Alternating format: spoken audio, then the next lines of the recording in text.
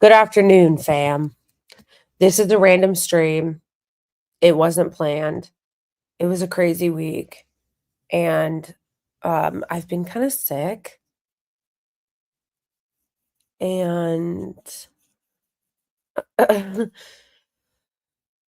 whatever.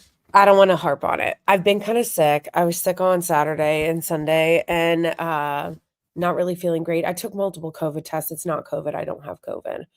And yeah, so I figured that since I didn't stream on Sunday, I would make up for it by streaming today and just like do like a casual hang.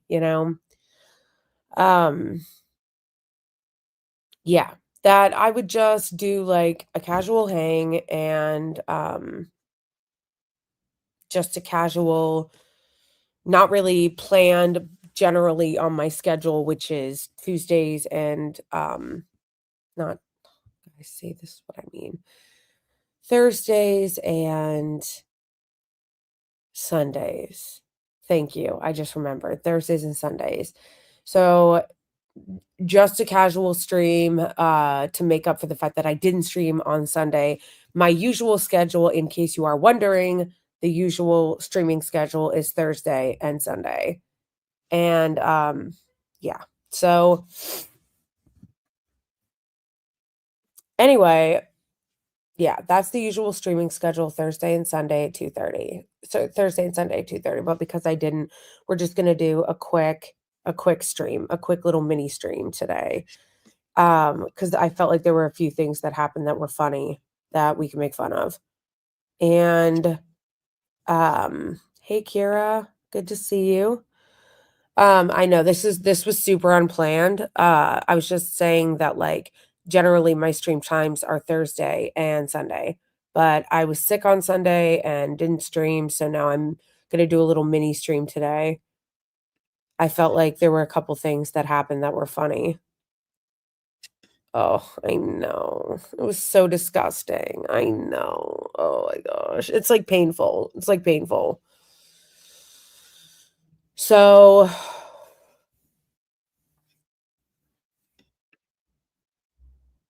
I know. It was honestly, it was disgusting. It's a disgusting display. Disgusting, pathetic display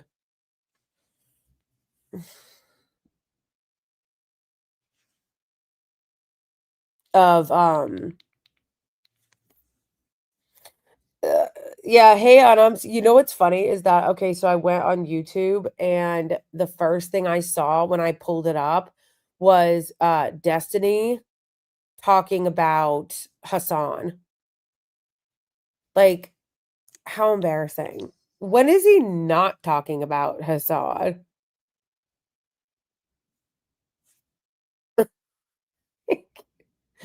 People are always like, Destiny isn't obsessed with Hassan. Ethan Decline isn't obsessed with Hassan. When are they not talking about Hassan? Literally.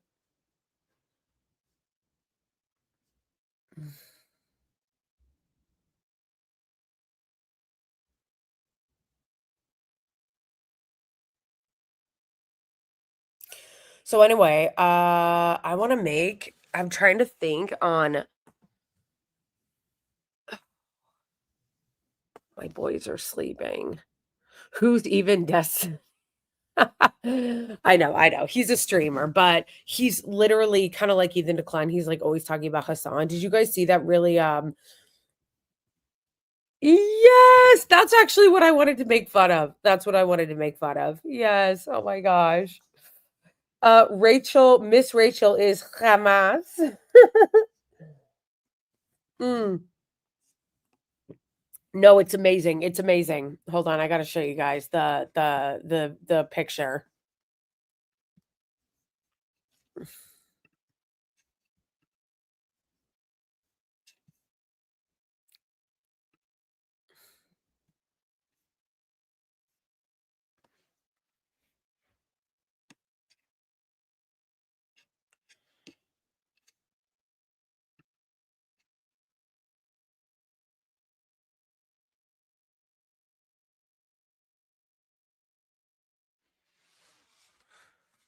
How about what the fuck is going on? Did you guys also see that Netanyahu was at the White House.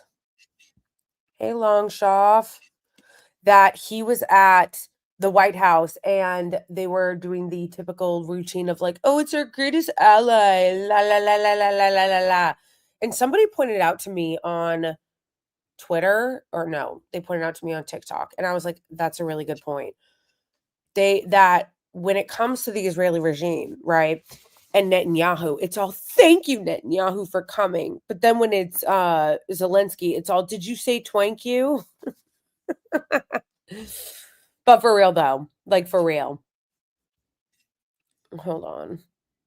I thought I saved it. Or maybe I just reshared.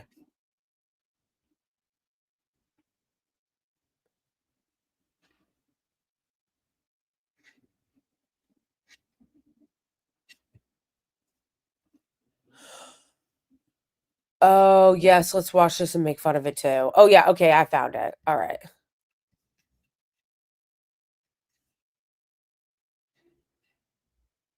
No, that that whole what do you call it? Like White House visit was so embarrassing. It was so embarrassing. The whole thing was so embarrassing. All kind of bootlicking to Netanyahu. And the so-called anti-war President Trump, our so-called anti-war, we're going to cut the military industrial complex with Doge, announced that they were going to actually have a $1 trillion budget, a $1 trillion budget. And MAGA's like, yay! Yay! More money to the military industrial complex. What happened to being anti-war? Okay.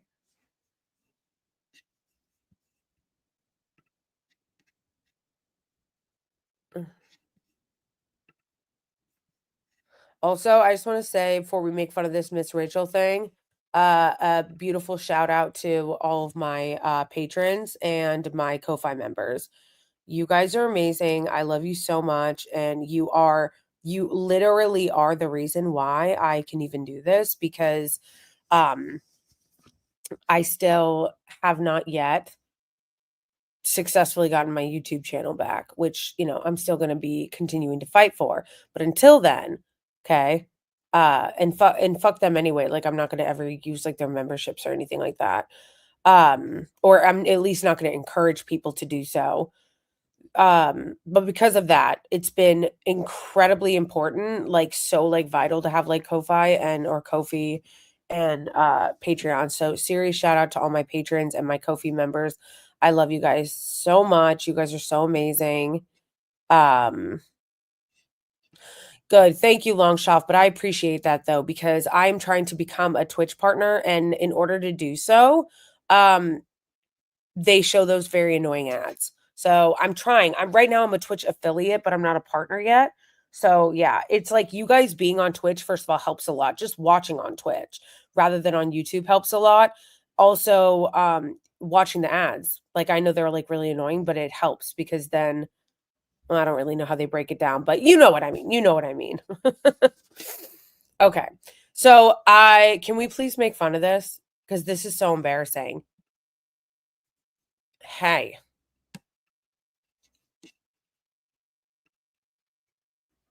I love when the platforms want you to pay to promote stuff. It's like, bro, no. Like what? The platform should be paying us.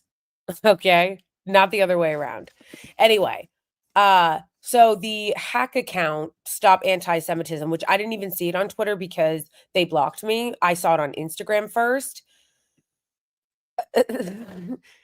So they put Stop Anti-Semitism is calling it on Attorney General Pam Bondi to investigate Miss Rachel if she's being funded by a foreign party to push anti-Israel propaganda to skew public opinion.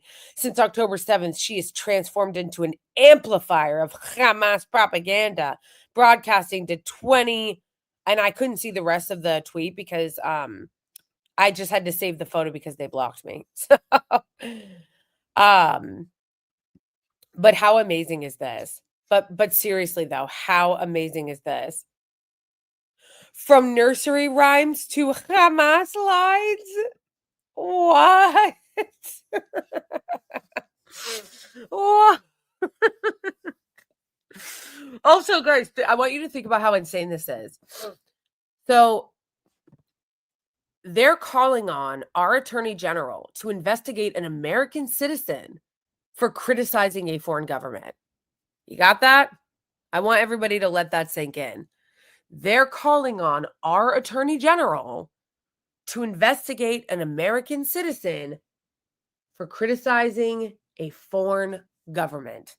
Let that sink in. And that's honestly, that's what she's doing.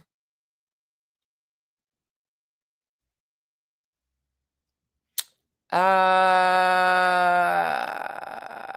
you not have permission to?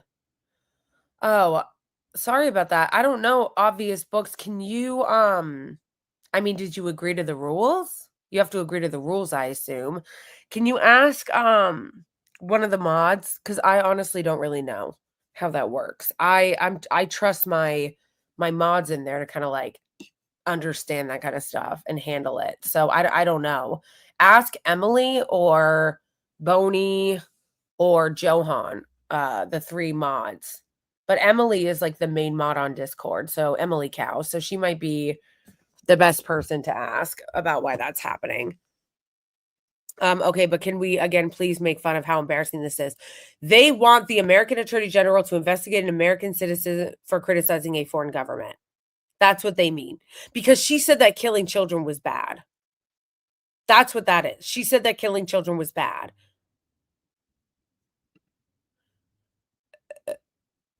Yeah.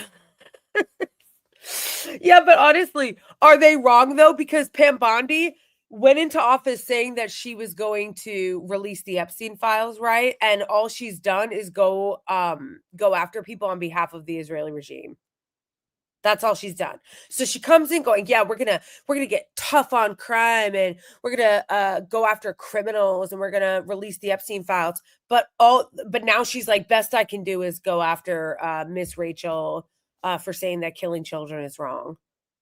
Best I can do. Best I can do is go after Miss Rachel and other people saying that you shouldn't kill kids in Gaza. I'm sure that I'm sorry, that's all we can do. These people are a joke. These people are a joke. And literally what they're saying is they're again saying you shouldn't be allowed to criticize the Israeli regime. They're saying no. No. Do not criticize them. You cannot criticize them. It shouldn't be allowed to criticize them. That's the whole shtick. Hello. I love when you guys tell me where you guys are writing from.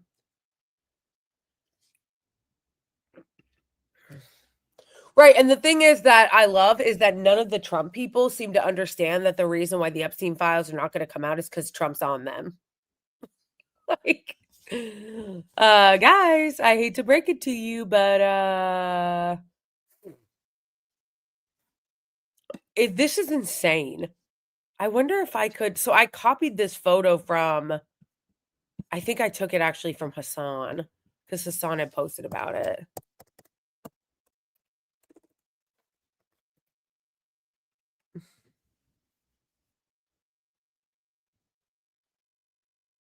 Yeah, this was unreal. I thought this was fake, you guys.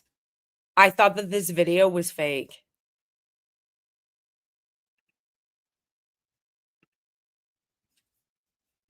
Wait.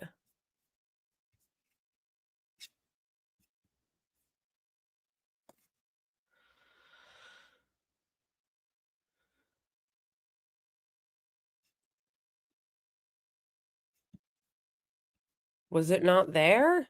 Okay, I could have sworn he posted about it. Oh, he did. Okay, this is what it was. Oh, you can see the whole thing. Okay. So LOL. Oh man, it's so good.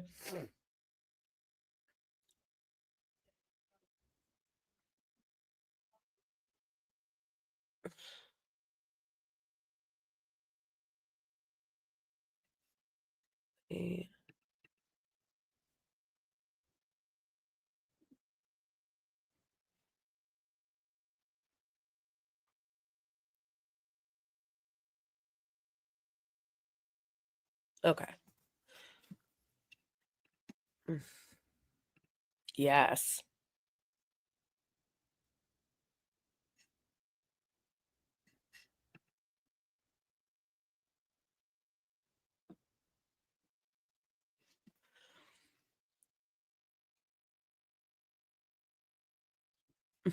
Yeah, for real though. For serious. Okay, so they're like, um, since 10/7, Miss Rachel has transformed into an amplifier of Hamas propaganda, broadcasting to 20 million followers across her platform. She's promoted a starving child from Gaza, and they put starving child in quotes, photo, which was actually a cystic fibrosis case. No, they were actually starving children, and they still are. They still are. So the implication in there is that Miss Rachel is lying by saying children are starving in Gaza. No, they literally are. They've been blocking off humanitarian aid since March 1st. So for over a month. And even before then, they were doing it. They only stopped blocking humanitarian aid for a very short period of time during the ceasefire, the temporary ceasefire, promoting Hamas false stats of 14,000 kids. They're just lying about this. It's actually way more than that. So if anything, she's doing a mad undercount. People know it to be at least 17,000, but that's just what we know, bro. Also, I love this idea that she has to tell people this in order for people to see it when people just see it. Like we see it on our fucking phones. We see it online. We see it on Instagram. We see it on Twitter. Fake cold death. So basically they're doing atrocity denial and genocide denial, claiming in Gaza photos circulating at this time online were a frostbite taken from Wikipedia. The temperatures were warm. So they're just doing genocide denial. Claiming that people aren't dying, claims that Israel is indiscriminately bombing kids despite Israel taking extensive measures to minimize civilian casualties. Lies, literally lies. You can go on Instagram right now or Gaza notifications on Twitter and see videos. Like they have killed over 500 children just in the last week. Okay. Just in the last week, they've killed 5 children. There's videos on Instagram and on Twitter of them running, parents running, holding their dead kids. So get the fuck out of here. Accusations of Israel blocking aid is a violation of the Geneva Convention, despite 1.7 million tons delivered. No, they are blocking it. They're literally blocking it. You're just lying. Is someone funding Miss Rachel? File a FARA complaint to help us get answers. How embarrassing. This is so embarrassing. More from the New York Post here. First of all, the New York Post is literally just a propaganda rag. That's all it is. The New York Post is a right-wing, okay, Zionist propaganda rag. All they do is propaganda on behalf of the Israeli regime and the right wing. That's it, because it's owned by Rupert Murdoch, who's also a right-wing Zionist, okay? So why would anybody believe anything that the New York Post has to say about this? Somebody wrote, which is hilarious. You're going after a children's show host? Yes, you're definitely on the side of the people. So humiliating and desperate even for you.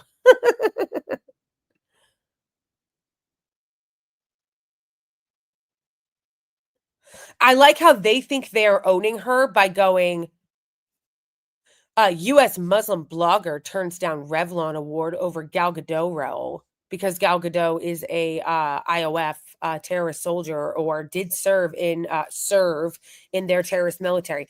They think writing this is an own to this woman when actually it just makes her look based.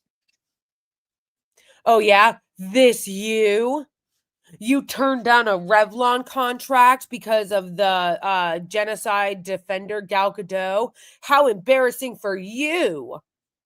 Nah. Oh my gosh, how embarrassing. They're so embarrassing.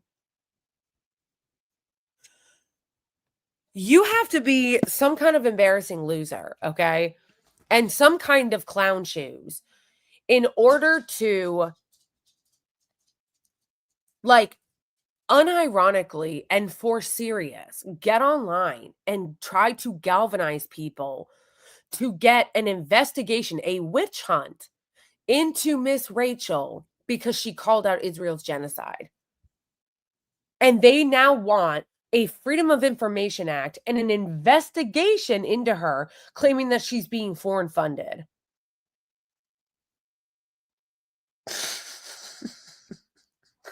By the way, I like how they never consider that people are just disgusted. It has to be foreign funded, right? It has to be Hamas because they can never consider that maybe people are just disgusted by this. You know what I mean? Like, it never occurs to them. They never consider that maybe people are just disgusted by them, that maybe people just think that they're vile, that maybe people oppose the genocide, that maybe genocide bad, that maybe people think that genocide is bad and that's why they're opposing it. That doesn't occur to them, okay? If people are criticizing the genocide, it must be because they're funded by, I don't know what, Qatar is what they're saying. Like, bro, what I need from people is to understand, like, no, I don't even think. I think most people do understand how insanely embarrassing this is. This is so insanely embarrassing. You guys, this is so embarrassing. These people are absolute clowns. These people are absolute clown shoes. Absolute clown shoes, okay? Um no, this is next level clown townery, okay? This is the next level clown townery. I can't. So yeah. So they're going to be trying to get, and also again, oh, that's what I was gonna say. It's that the reminder that every accusation is a confession. The reason why they accuse people of being funded by these Muslim countries, Qatar, or whatever they say they're being funded to say that genocide is bad, is because everything that they have is astroturfed. All of this is astroturfed and bankrolled by billionaires. It's kind of like what they said about, remember when Morning Blow and all those other clowns were claiming that the campus protests were paid for by a foreign government? That was because they were the counter protests, the Israeli counter protests were being paid for by Jerry Seinfeld and his wife and billionaire Bill Ackman.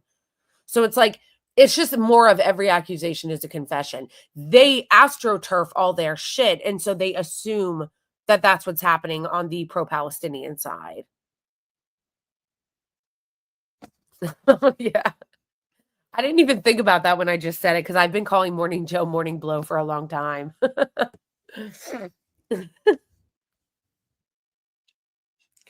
Thank you. Thank you. I know I was like so like not feeling great yesterday. I took a COVID test before Jacob came over. I don't know if you guys already saw the little skit that Jacob and I did making fun of Sheryl Sandberg. Would you hide me? I don't know if you guys saw it already, but before he came over, I took a COVID test because like I haven't been feeling well. And then I felt bad because I had a dentist appointment. So he ended up waiting a really long time because I thought my dentist appointment was going to be shorter and then it ended up being longer. And then like, yeah, but, um, good. I'm glad. Would you hide me? Yeah, it was so embarrassing. It was so embarrassing. Yeah. So I just like, no, Jacob is Jewish. He's Jewish. A lot of people think that I'm Jewish. I'm not. I am not. I am not Jewish, but he is. It's funny too because I never got confused as being Jewish until this happened. Like no one ever thought I was Jewish before. Well, I guess that's not true. Every once in a while I'd be walking in Manhattan and some of those like Orthodox Jews would stop me and be like, "Are you Jewish?" Like to like hand out literature or whatever, but um okay, thank you. Yes, Free Palestine, but Holy Venom, your profile picture reminded me of the TikTok I just did talking about how embarrassing it is that when it comes to Ukraine, it's all, did you say twank you? But then when it comes to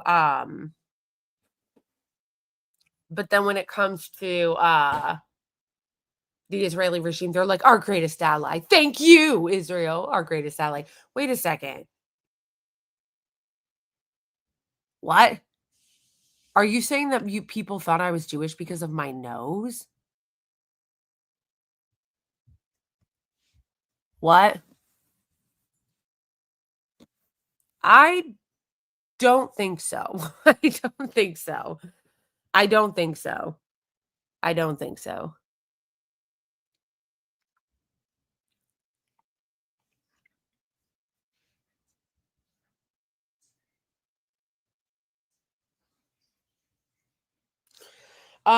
Yeah, I don't know why people thought that.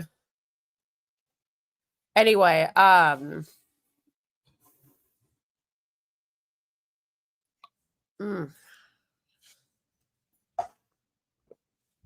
um, you have Jewish hair. No, a lot of Jewish people have curly hair. My hair is like pin straight. That's why when I got my haircut, I had to have um like I had to have him like cut it in such a way where it would kind of fall the way I want it to fall because my hair is so straight. Like it's so boring pin straight.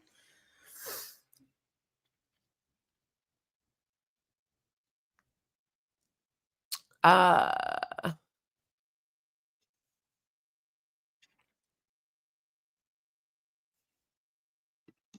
yeah, this was so embarrassing.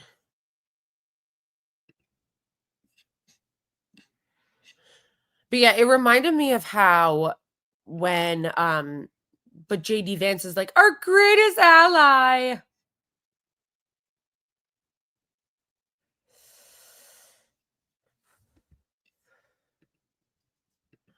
No, if you guys saw my legs, you would know straight up that I'm Irish. If you guys saw my calves, you would know right then and there that I was.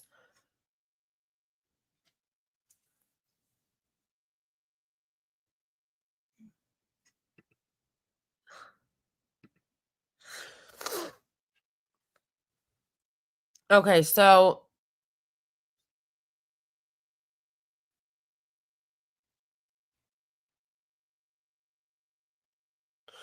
Alex Jones. Okay, really quick, Alex Jones, I really do believe is CIA. Like I really do. He is a perfect CIA plant. Right now, what is he? I look at this little thing in the caption of his thing, of his like live. Iran blinks. What do you mean Iran blinks? Why are you guys trying to start a war with Iran? Why are you trying to start a war with Iran? This is crazy. I thought that I thought Alex Jones was anti-war. I thought Alex Jones was anti-war. I thought Alex Jones was anti-deep state. I thought Alex Jones was anti-war. I thought Alex Jones was anti-deep state, okay? No, of course he's not. Of course he's not. He's literally he is I really believe this. I believe it more and more every day. He's literally CIA and he's there to get people to feel like they're anti-establishment, to feel like they're taking on the establishment just to perpetuate it because they always end up defending the military industrial complex. They always end up defending the war machine. He's going to defend war with Iran. He's going to defend upping the military industrial complex budget. He's going to defend that 1 trillion budget that they're floating. He's going to defend that. He moves people into it. And then he also is there to protect the Israeli regime. He's there to pretend to be anti-establishment. I'm taking on the globalists. I'm taking on the establishment. I'm taking on the powers that be. And then he does all of it in service of protecting the Israeli regime. He does it all in service of protecting the Israeli regime. Like he's such a plant. Yes, Irish people do have big calves.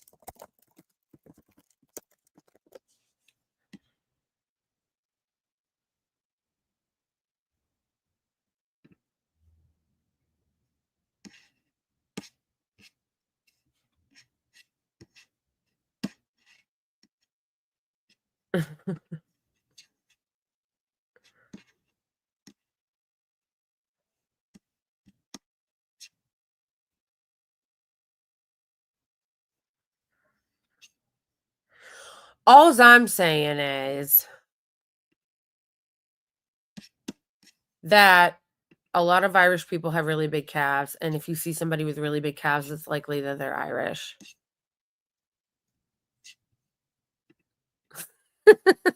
Exactly! But he didn't ask that. He didn't ask if he said "twank you."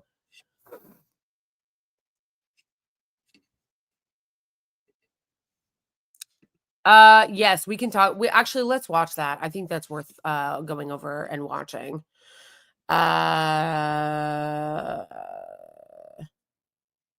If you are not watching on Twitch though, go to Twitch. Let's watch on Twitch. Thank you guys for those of you who are watching on Twitch. Let's see.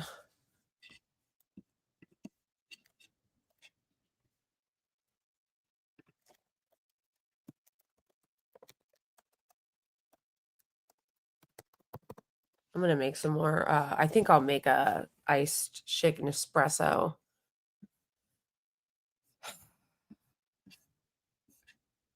He's so demonic.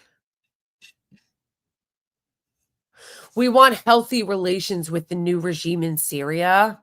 Please. That's why they put that plant in there. The new person that's like the head of Syria or whatever is like such a plant. They do it all on behalf of the Israeli regime. Like basically all Middle Eastern relations at this point are all being done on behalf of the Israeli regime. Like what's going on in the Middle East that's not being done on their behalf? I also like how they'll be like, Israel's fighting a 7-front war. It's like, no, you're bombing a bunch of people, and then you're mad when they retaliate. Exactly, Johan. Exactly.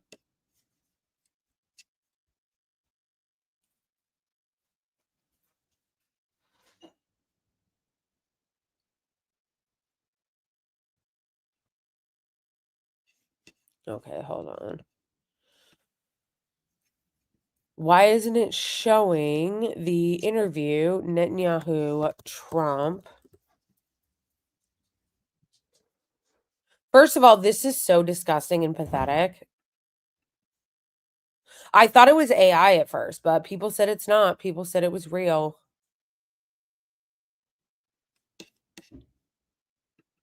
It kind of does look like AI to me, but people said it was real.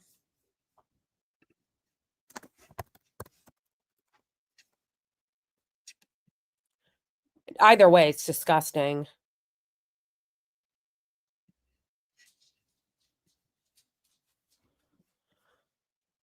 Do they not have? Eliminate the trade deficit. I like how people are like, "Oh, the Israeli regime, they took off the tariffs on America." It's like, I'm sorry, why did those bitches ever have tariffs on us in the first place?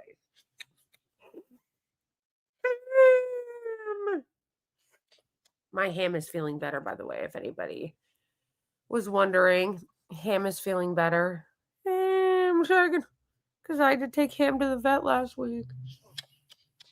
It's okay, Ham. Why is it? Like, why did we have a trade deficit with them in the first place? Where is the full yikes?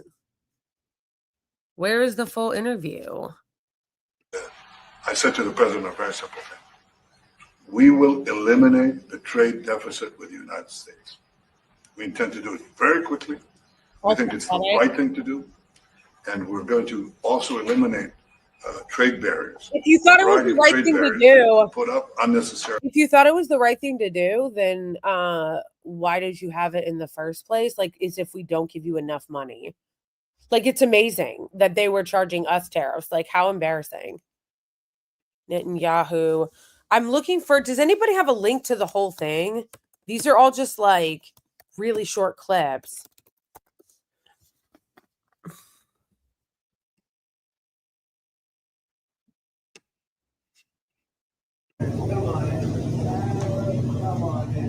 Blech.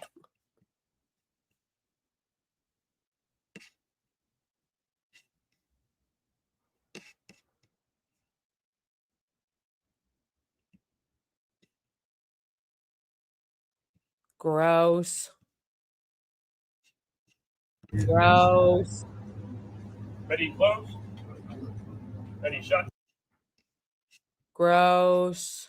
We will eliminate the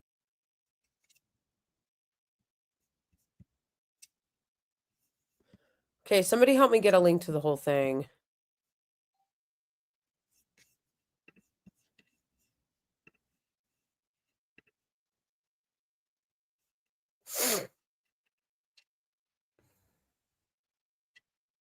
I know, seriously. Like, he makes me sick. And it makes me so enraged that he is here having an Oval Office meeting when he should be in jail. Like, there's a warrant out for his arrest. Do people forget that? Let me see. Maybe it's on YouTube.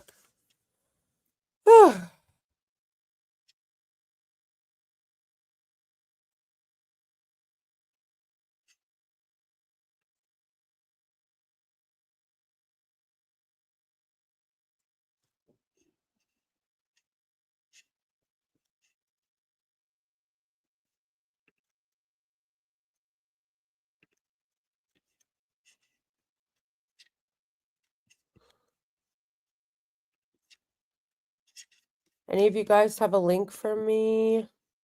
Did you even say twank you?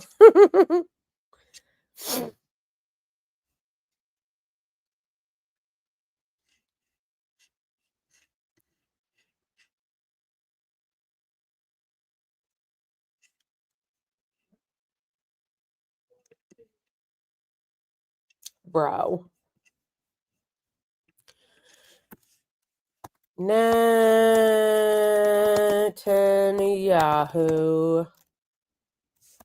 Trump Oval Office.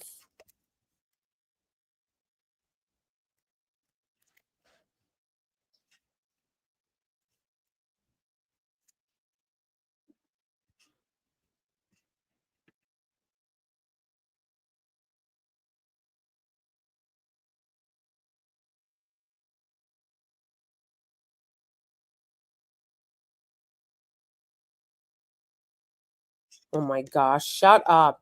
Do any of these channels, can you watch them without getting copyright?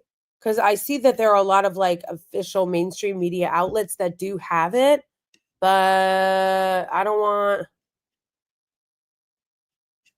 Although they shouldn't be able to copyright this because this is like literally like the news that everybody covered. Like everybody covered this. So they shouldn't be able to copyright it. Yeah, but I don't feel like dealing with them, so they do have super chat. I forget what it's called though. I forget what it's called. It's called Bits or so. Is it Bits?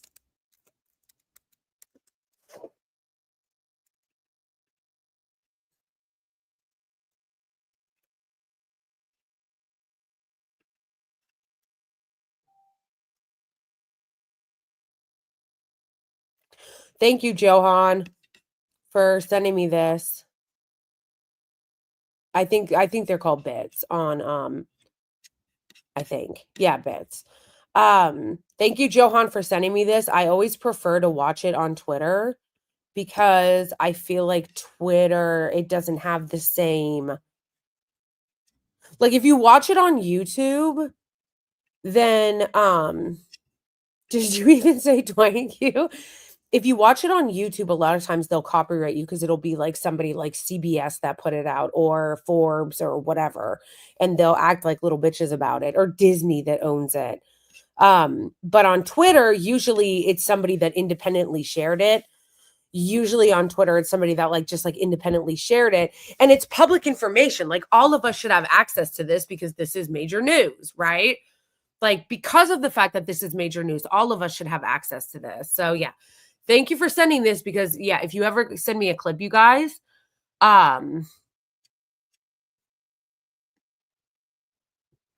if you ever I'm checking. If they ever I just lost my train of thought. Oh, you're right. That's a good point. C-SPAN doesn't copyright, obviously, because C-SPAN is public. Yeah. C-SPAN doesn't copyright because C-SPAN is public, but what I also do like a lot about Twitter is that usually it's somebody independent that clipped it and then we'll put it on Twitter. So if you ever send me clips, I always prefer Twitter if they do happen to have the whole thing. Even though, again, they shouldn't do that because this is all public information, right? So, like, right, like, they shouldn't do that. They shouldn't do that at all because this is all public information. But, I mean, it's bullshit. They do, it's bullshit, but whatever. All right, let's watch this piece of shit thing. I think I'm going to start making my coffee soon. To the White House, you've been a remarkable friend of the state. That. Oh, this is going to be so gag. You're standing with us. You are a great, great champion of our lives. And you actually do things that you say you do. And I think that people respect that enormously. I certainly do, and people of Israel do. And I think the Jewish people do as well. We just saw you representative in the Department of Justice fighting anti-Semitism, standing up for Israel in international forums. I just want you to know. I like that. I like how he's like, admits right there and thanks him for cracking down on American civil liberties on behalf of the Israeli regime. That's what he's thanking him for. He brought up the Department of Justice.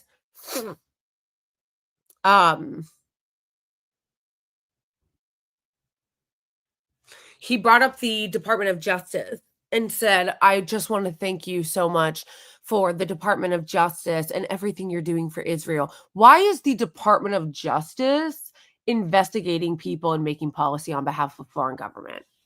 Is the question people should be asking. Why is the Department of Justice investigating people and making policy based on a foreign government? Okay. From the heart, it's deeply, deeply appreciated. As you said, we had the opportunity to talk What about heart? many subjects. First, if I can mention tariffs, it's a subject of some interest today. I can tell you that I said to the president very simply, we will eliminate the trade deficit with the United States. We intend to do it very quickly. We think it's the right thing to do. And we're going to also eliminate trade barriers, a variety of trade barriers that have been put up unnecessarily. And I think Israel can serve as a model for many countries who ought to do the same. I recognize the position of the United States that says, we're allowing other countries to put tariffs on us, but we don't put tariffs on them. And I'm a free trade champion, and free trade has to be fair trade. And I think that's basically the position that you've put forward, Mr. President. We are going to eliminate the tariffs, and rapidly. I had the opportunity to speak to Secretary Lutnick yesterday. We talked about how we could affect this quickly, and I hope to bring a solution very quickly. We're not talking about intentions. We're not talking about just words. We're talking about results. Hamas in Gaza, and the hostages are in agony. We want to get them all out. They don't care about the hostages. Again, reminder to everybody. They don't give a fuck about the hostages. At what point has bombing Gaza yielded hostages? Oh, thank you, Venom. A cheer. Is that what it is? I thought it was bits. It's a cheer? It's a cheer, I guess.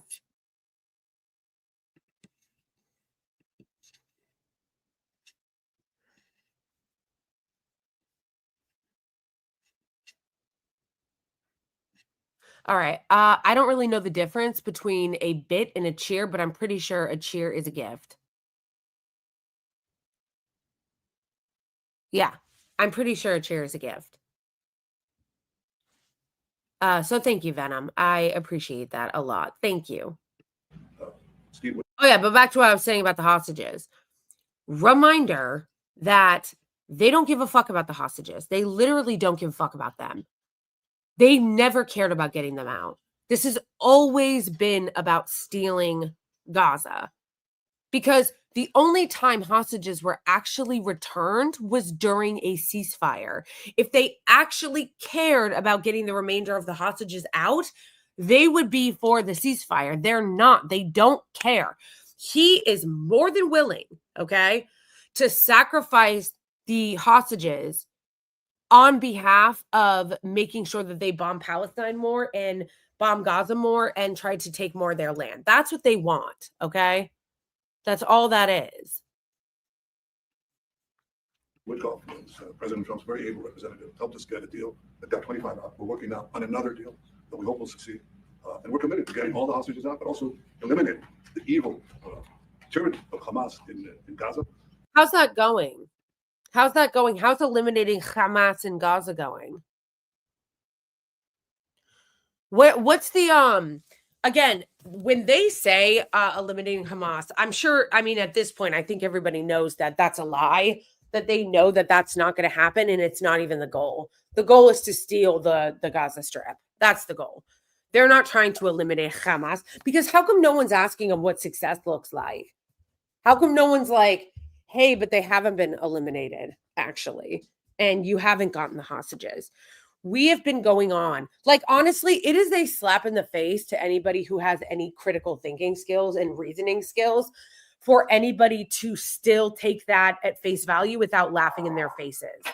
Because for them to say after this many months, right? What is it, 18 months now? 16, 17, 18 months? For them to say after all these months, oh no, yeah, we're working on our goal of getting our hostages back and eliminating Hamas. Neither of those things have happened. You haven't eliminated them and you haven't gotten the hostages back. So how's that going? No, it's not like, they should be laughed out of the room when they say that. They should be left out of the room when they say it, because that is not the goal. The goal is not to get the hostages back. The goal is not, it doesn't have anything to do with Hamas. The goal is to steal the Gaza Strip, is to ethnically cleanse the Palestinians and steal the Gaza Strip. Why are they still pretending that they're trying to, like, honestly, can we stop?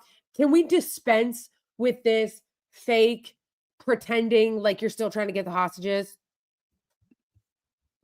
And enabling the people of Gaza to freely make a choice, to go wherever they want. I mean, they should have that choice. And the president to freely make the choice to go wherever they want.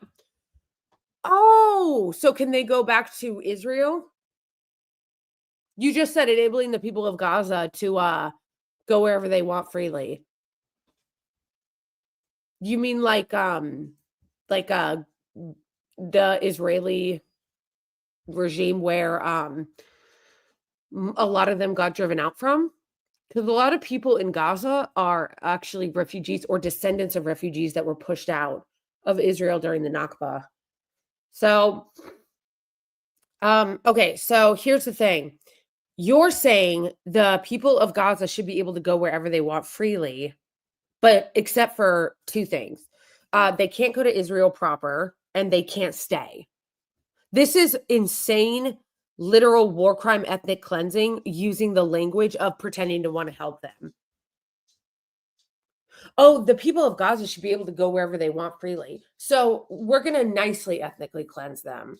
Okay? We're going to be like, they're going to be like, oh, the people of Gaza should be able to go wherever they want, as freely wherever they want, so long as it's not Gaza. And the people of Gaza have made clear that they don't want to leave the Gaza Strip. They want to stay here, but they should be able to go wherever they want. Okay? We just want them out. We want them in Egypt. We want them in Jordan. We want to push them into the sea so we can steal what's left of their land. And we want the Americans to help us do it. And you'll see this because I saw this part yesterday and I talked about this in another video. What they're doing is they are saying they want to push the rest of the Palestinians out of the Gaza Strip. But in order to ethnically cleanse them, since, you know, he's putting it like it's nice ethnic cleansing, like, oh, they can go wherever they want in a nice ethnic cleansing. But obviously we know that that's insane. We know it's bullshit. We know it's a lie. Ethnic cleansing and genocide are violent. And there's not enough Israelis to push all the Palestinians out. They need Americans to help them. So that's what this really is. President put forward a vision, a bold vision, which we discussed as well, including the countries that might be amenable and are amenable to accepting Palestinians of their free choice if they choose to go there. And I think that's the second thing that we discussed. But the hostages came right on top. We also discussed the situation in Syria. We've had neighborly relations with Turkey. So wild. And we don't want to see Syria being used by anyone, including Turkey, as a base for attacking Israel. Turkey is a country that has a great relationship with the United States. The president has a relationship with the leader of Turkey. We discussed how we can We got our puppet in Syria. Ways, and I think we can't have a better interlocutor than the president of the United States with his words. And of course, we also discussed Iran. Look, we're both united in the goal that Iran does not ever get nuclear weapons. If it could be done diplomatically in a full way, the way it was done in Libya, I think that would be a good thing. The way it was done in Libya, wasn't Libya destroyed by the United States and turned into a slave market? What do you mean the way it was done in Libya? What do you mean the way it was done in Libya? Obviously, also, he's like, we got to make sure that Iran can't get a nuclear weapon. We agreed on that. If we could do it diplomatically. That's funny because it was done diplomatically. It was done diplomatically in the Iran deal. I'm so fucking, these people, I really can't. He's such a demon. I can't even handle it, okay? Because he's such a liar. And Trump is such a liar. Like the way that they lie, it's like, if it could be done diplomatically, hey, bitch, it was done diplomatically. It was done in the Iran deal. But you hoes told Trump to rip it up the second he came into office, and like a little bitch, he did because he's on your payroll. So the Iran deal was done, and then Trump came in and ripped it up on behalf of the Israeli regime because they want to go to war with Iran. That's why. But now he's turning around and going, yeah, but if it can be done diplomatically. No, Trump ripped up the Iran deal because the Israeli regime wants to go to war with Iran. That's why he ripped it up. But then they're like, if it can be done, if it can be done diplomatically, it was. Oh my gosh. And by the way, they've been, I saw an article yesterday in the New York Times that was from 95. So legit 30 years ago of them being like, Iran's going to get nuclear weapons, guys. Literally 30 years ago, they were fear-mongering about this in the New York Times. But whatever happens, we have to make sure that Iran does not have nuclear weapons. That's the end of my speech. We're having direct talks with. Wait. We're having direct talks with Iran, and they've started. It'll go on Saturday. We have a very big meeting, and we'll see what can happen. And I think everybody agrees that doing a deal would be preferable to doing the obvious. And the obvious is not something that I want to be involved with, or frankly, that Israel wants to be involved with. Yeah, they do. We're going to see if we can avoid it, but it's getting to be very dangerous territory. Oh wait, no, I'm sorry. No, they don't. You're right. They want America to do it. They don't want to be involved in a war with Iran. They want Americans to be. And hopefully those talks will be successful. And I think it would be in Iran's best interest if they are successful. We hope that's going to happen. And we had just a lot of good talks on a lot of things. I appreciate very much what you said about the tariffs. We've been ripped off and taken advantage of by many countries over the years, and can't do it anymore. Just can't do it anymore. Can't be the stupid people anymore. And it's all because of the people that sat in the seat right here. Not your seat, but the seat.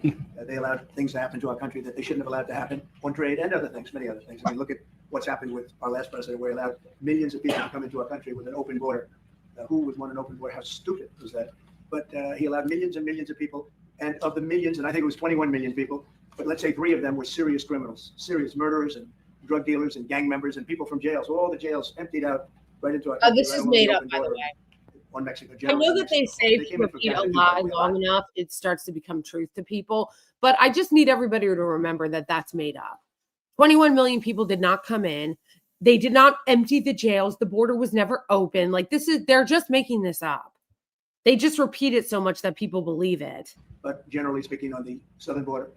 And what a shame it is that we are now working very hard to get them out, get the criminals out, get the murderers out, the drug dealers. Yes, you're so concerned about getting the criminals and the drug dealers and the murderers out that you just like arrested green card holders and like a gay barber that was seeking asylum in the United States. Like it's all literally made up. Mentally insane, get them out. They dropped the mentally insane in our country too. And this was all done by the Biden administration. It's a disgrace. We have to work so hard. And then we have judges that try and protect these people. But they didn't protect us when the people were being let in. But to get them out is never easy with these people. So I think we're doing a great job. The border is the best it's ever been. It's even as strong as it was. I had a great, solid border. I think it might even be tougher right now and stronger. So people are coming into our country, but they're coming in legally. We have a legal process, and we have that moving along properly because we need people to come into our country. That's the other thing is that he's like, if he just says things and people just believe it. So he'll like make up a problem that doesn't exist. And then he'll claim that he fixed the problem that doesn't exist. And then give himself credit for fixing the problem that was never a problem in the first place. People that can. Our media is such garbage. Our media is such trash. It really is. If we had a decent media, they would be calling all this out.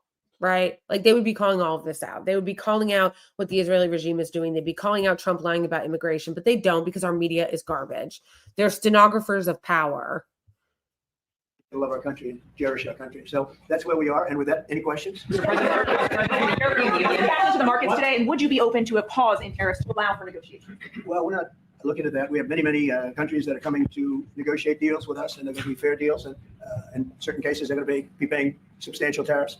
They'll be fair deals. As you know, I spoke this morning with the Prime Minister of Japan, and we had a very good conversation. They're coming. And I said, one thing, you're going to have to open up your country, because we sold no cars, like 0 cars in Japan, and they sold millions of cars into our country. They don't really take our agriculture, a little bit of it just to keep us slightly happy, but they don't take what they're supposed to be taking. So we have a great relationship with Japan. We're going to keep it that way, but they're coming in to meet, and other countries are coming in. With China, as you know, against my statement, they put a 34% tariff on above what their ridiculous tariffs were already. And I said, if that tariff isn't removed by tomorrow at 12 o'clock, we're putting a 50% tariff on above the tariffs that we put on. So they've gone for years. They become a rich country because of people, again, that were in the White House that allowed this to happen. Hundreds of billions of dollars a year they'd make on us on trade, and it shouldn't be that way. And I have a great relationship with President Xi. I hope it's going to stay that way. I have great respect for China, but they can't do this. We're going to have one shot at this, and no other president's going to do this, what I'm doing. And I'll tell you what, it's an honor to do it, because we have been just destroyed, what they've done to our system. You know, we have 36 trillion. This is not going to do anything. It's not going to help the regular American people. This is going to do is like hurt regular American people, and they're just going to use it to transfer more wealth to the top. That's all this is. They're using it to transfer more wealth to the top. They're about to do a giant fucking tax cut again for the rich and the 1% to do more of a transfer of wealth to the top. And this is all for naught anyway, because China is already surpassed us. Like this is what this is a dying empire. Okay. This is a dying empire. And you see the last gasps of this dying empire pretending like we're going to be fighting China in some serious way. Dollars of debt for a reason. And the reason is that people allowed it to get that way. So we'll be talking to China. We'll be talking to a lot of different countries.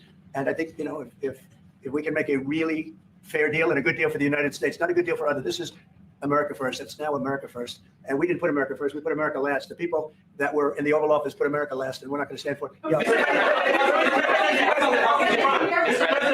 Represent the U.S. in the talks with Iran.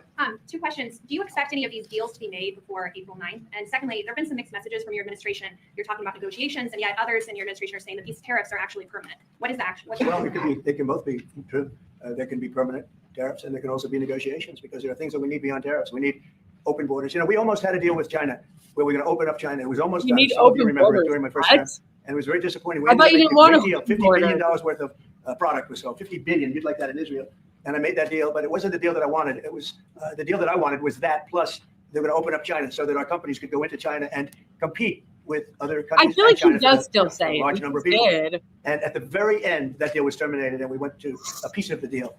And so there are a lot of things outside of tariffs, but tariffs are very important. But there are a lot of things like opening up countries that were totally closed. China's essentially a closed country. In fact, it is a closed country. And what they do is they charge tariffs so that if you sell cars or if you sell Not really. Like half the shit we get in our country is from China. anything, nobody's going to buy it because the price is out of control. But that's true with a lot of other countries also. So we're going to get fair deals and good deals with every country. And if we don't, we're going to have nothing to do with them. They're not going to be allowed to participate in the United States.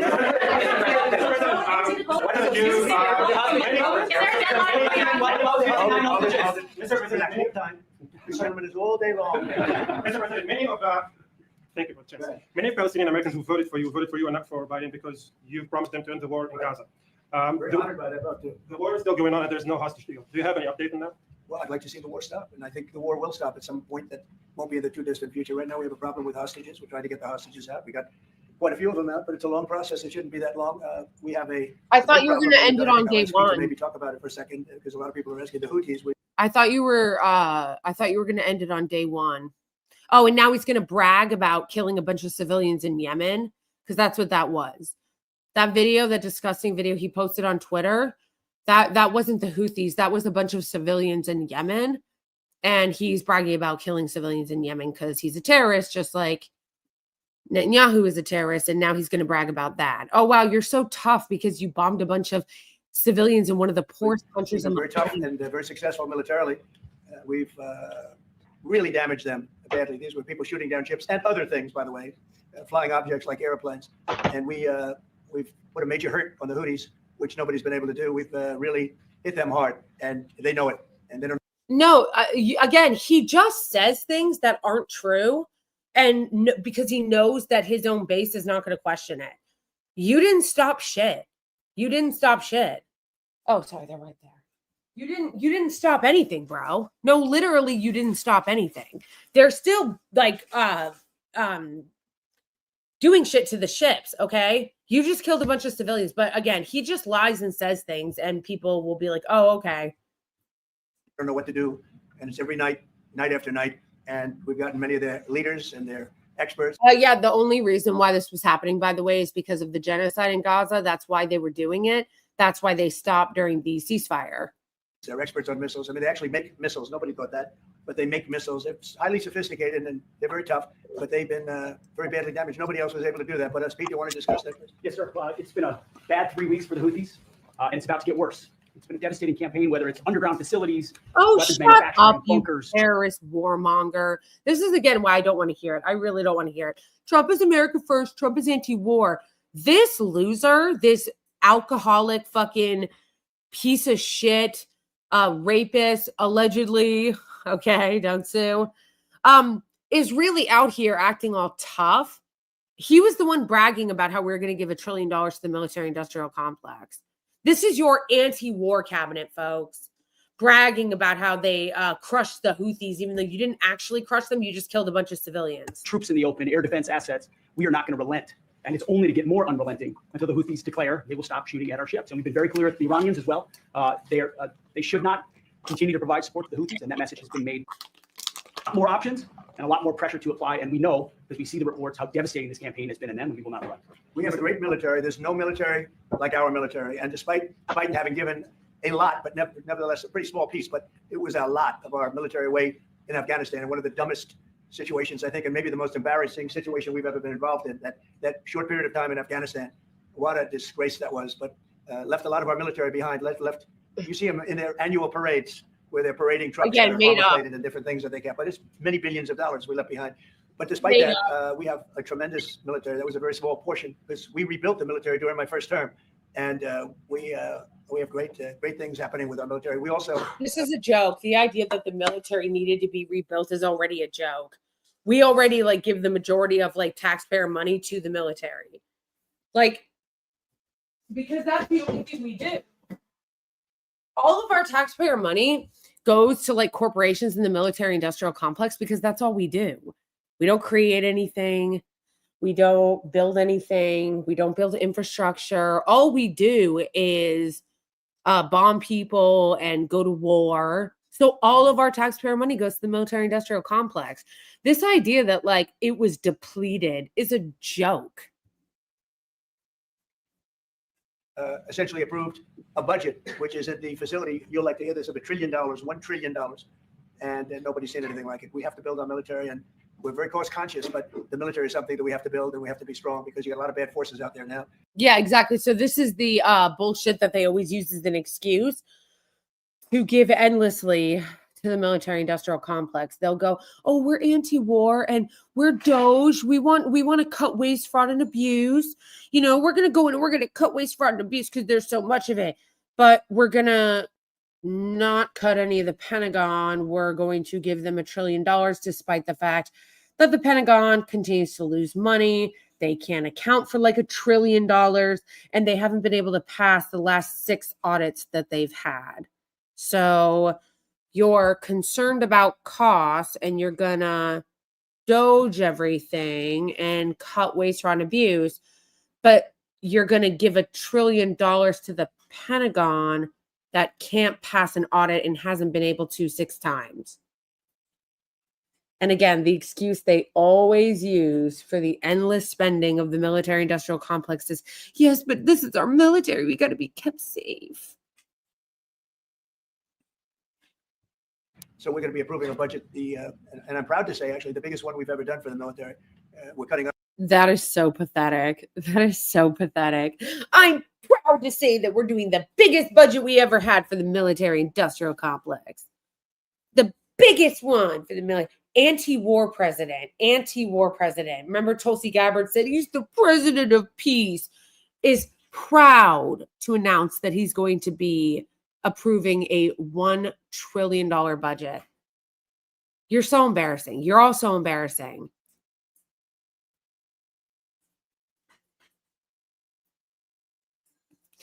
Yeah, seriously, we literally are. But that's what's so funny about our so-called free country and our so-called free press is that you think you have free speech rights until you point this out, and then they start cracking down on you.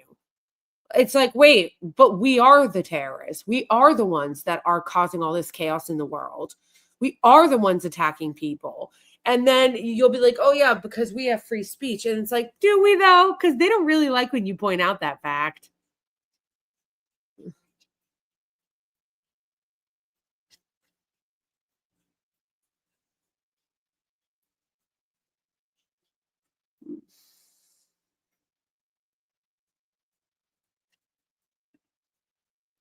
How Other things that were embarrassing. under Doge, but under a lot of other, when you look at a woman getting $2 billion for environmental, and it had nothing to do with environmental. You're pathetic. No one, you don't get to sit there and talk about Doge and everything you're doing for Doge and then talk about how proud you are to give a ton of money to the military industrial complex. Are you fucking kidding me? Are you fucking kidding me right now? Really? You're really going to sit here and brag about how you're about to give an unprecedented $1 trillion to a Pentagon that can't pass an audit while simultaneously bragging about how Doge is cutting waste, fraud, and abuse because you went after somebody that got like $2 million for an environmental budget? Shut the fuck up. Shut the fuck up. Oh my gosh. This is so And they had fucking... $100 in the bank and they give her $2 billion. Many of those cases, all that stuff is going to be cut out. But we are getting a very, very powerful military. We have things under order now, the likes of which we've never had before. We've never had the kind of aircraft. This is so pathetic. And what's even more pathetic are the MAGA people defending it. Like, that's even more pathetic. It's like, oh, we're still going to pretend that we're going to be cutting waste, fraud, and abuse in Doge while I simultaneously brag that you've never seen anything like the massive budget we're about to waste money on, right? We're about to waste money on a budget like you've never seen before. Also, asterisks, bars, whatever. Also, we're going to be very seriously cutting waste, fraud, and abuse. Shut the fuck. Like, I can't. I just can't. I can't. It's so embarrassing. Kind of missiles or anything. Like, in the same breath that he's bragging we have to about. do it because hopefully we're not going to have to use it. But the military is very, very powerful. No one ever fucking asked these morons to explain this. Hey, thank you for watching on Twitch. No one ever asked these morons to explain this. Why is it that you're bragging about giving money to the military industrial complex at the very same time that you're bragging about cutting waste, fraud, and abuse to agencies that it barely makes a dent in? Really? But of course, they never get asked. And it's going to remain that way. How do you Yes, please. Thank you, Mr. President. I want to ask you about Iran because this is the first time we hear that the U.S. is having a direct contact with the Iranians. Is it possible to give us some more information at what level the U.S. is High level, represented? very high level. And We're dealing with the Iranians. We have a very big meeting on Saturday, and we're dealing with them directly. You know, a lot of people say, oh, maybe you're going through surrogates or you're not dealing directly, you're dealing through other countries. No, we're dealing with them directly, and maybe a deal's going to be made. That'd be great. It'll be really great for Iran, I can tell you that. But hopefully, we're not going to have to get in. Not if Netanyahu has anything to say about it. You won't. That we are meeting very importantly on Saturday at almost the highest level. We'll see how it works out, please. How do you ensure, Mr. President, that these tariffs don't drive U.S. trading partners into the hands of the Chinese? I'm not worried about it. If they want to be in the hands of the U.S., they don't want to be in the hands of the Chinese. The Chinese have turned out to be really not very good at that. People. Yeah, right. Have you actually looked at like what China is doing outside of US propaganda? They're kicking our ass. They're kicking our ass. And you know what? I said this the other day. I'm not even mad about it. I'm not even mad about it because you know what? I'm so tired of our insanely corrupt country, our insanely corrupt empire that doesn't give a fuck. They don't give a fuck about you. They don't give a fuck about me. They don't give a fuck about any of us. So as this empire continues to collapse and get replaced by China, I'm going to be like, all right, cool. Let China be the world superpower because we don't deserve. I mean, not that anybody like quote unquote deserves, but like I'm not going to be mad about it. Mad about them taking over being the world superpower when when this is how the U.S. uses its power and this is how the U.S. treats its citizens, and they continue to want to run cover for genocidal regimes committing genocide in Gaza. So, yeah. That are with us, they're with us, but we cannot be taken advantage of any longer. I used to watch these deals for years. I've been talking about it for years. I've been talking about it for 35 years, how our country is being ripped off. I mean, 30 years ago it was Japan, then it was something else, then it was another group, then it was China. China's doing the best job of it. True. And it's just not going to happen. Not going to happen. The EU has said that they have offered 0 for 0 tariffs on cars and industrial goods. Is that not enough? Well, the EU, no, it's not. The EU has been very tough over the years. I always say it was formed to really do damage to the United States in trade. That's the reason it was formed. It was formed with all of the countries from Europe, I guess most of them, not all of them, but most of them. And they formed together to create a little bit of a monopoly situation, to create a unified force against the United States for trade. So they have NATO, which is largely the same countries, and they took advantage of us dollar-wise and militarily until I got there. You know, I was able to get $600 billion from NATO, where they paid NATO because most of these nations weren't even paying. We were paying for NATO. So we're paying them to guard them militarily, and they're screwing us on trade. So that's not a good combination. So now it's really turned around. It's the opposite. And the European Union's been very bad to us. They don't take our cars, like Japan in that sense. They don't take our agricultural product. They don't take anything practically. And yet they send millions of cars in a year, Mercedes-Benz, Volkswagen, BMWs. They're sending millions and millions of cars into the U.S., but we don't have a car that's been sold to the European Union or other places, but let's go for the European Union. Maybe because our cars aren't as good. Like, did you ever think of that? Maybe it's because our cars are not as good. Their cars are better. And it's not going to be that way. It's got to be fair and reciprocal. It's got to be fair. It's not fair. We have a deficit with the European Union of $350 billion, and it's going to disappear fast. And one of the reasons and one of the ways that can disappear easily and quickly is they're going to have to buy our energy from us because they need it. They're going to have to buy it from us. They can buy it. We can knock off $350 billion in 1 week. They have to buy and commit to buy a like amount of energy. And we have that. You know, we have more energy than any country in the world. I don't know if you know that. He knows everything. But the one thing he may not know, we have more energy than any country in the world. We have more of every kind of energy, every form of energy, from oil and gas to coal. And people talk about, I call it beautiful, clean coal.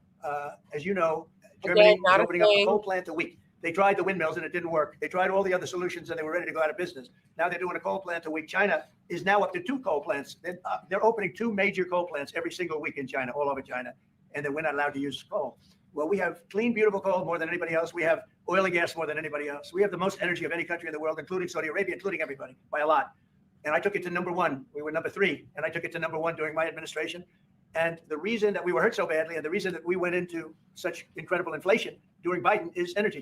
It was also their bad spending, but energy, because they played around with this incredible thing that we had built, this administration had built, and the energy costs went through the roof. And when that went up, everything else followed. Now, if you look at what's happening, you got to see this today. I said, we're going to try and get groceries down, right? An old-fashioned term, but a beautiful term. Eggs. So when I got in, the press went absolutely crazy the first week. They said, eggs have quadrupled in price. I said, I just got here. Tell me about it.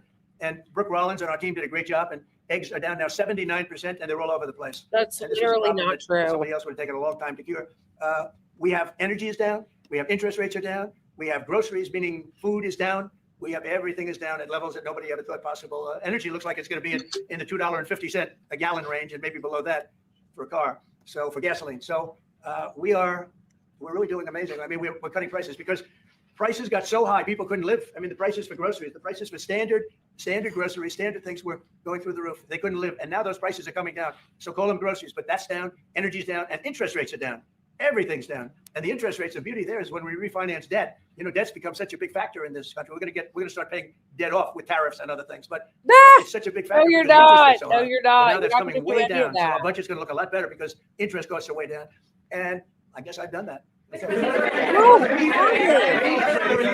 Israelis are watching you now on that show. What is your specific way to get the hostages out from the horrific activity? We are trying very hard to get the hostages out. We're looking at another ceasefire. We'll see what happens. But we want to get the hostages out. The Israeli people want the hostages out more than anything. They want the hostages out. This man is working very hard with us to do that. I mean, no, you're not. Being appreciated because he's been a great leader. He's working very, very hard on the hostages and many other things. And there are plenty of things you have to work on. It's a tough place in the world. I have a good partner. Yeah, you do have a good partner, and so do we. We're working very hard on the hostages. You're going to negotiate a new deal with Iran. Can you elaborate how it's going to be more effective than the JCPOA? Well, I can't really say that, but I think it'll be different and maybe a lot stronger.